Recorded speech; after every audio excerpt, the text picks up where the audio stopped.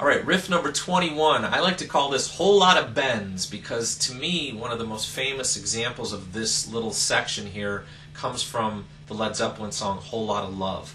And it's part of that solo in the middle of the song. Now I'm playing it in a different key than that song. That song was in the key of E. I'm doing all these demonstrations in the key of A, but you know, you can learn to transfer it. What I'm doing here, I'm actually going to be in the third pentatonic pattern, and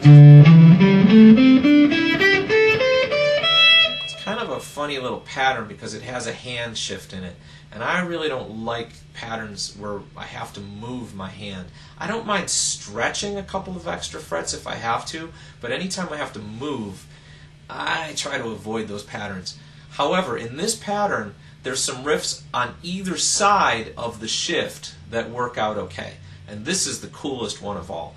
Again, I call it Whole Lot of Bends based on the Whole Lot of Love solo, but this is a classic blues rock riff that's been used everywhere since 1950 Chicago blues into the most modern 21st century heavy metal stuff. Okay?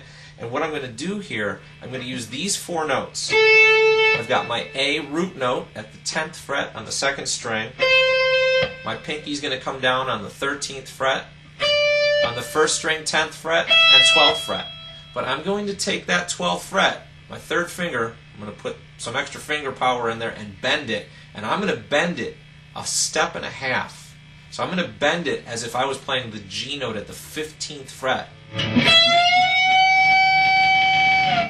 Okay? That bend takes a bunch of work. You're going to have to build up your finger strength to get there. Alright? Obviously, depending on the string gauge you use.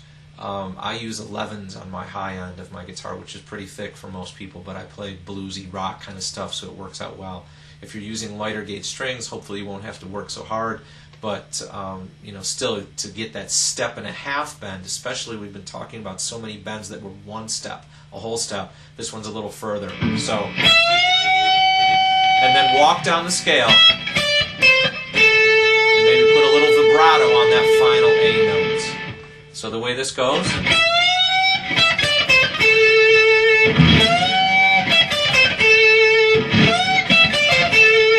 okay, sometimes I throw in an extra note after I do the bend, and I release the bend, and I come back and my 3rd finger's at that 12th fret. Before I go to the 10th fret, I'll play the note in between.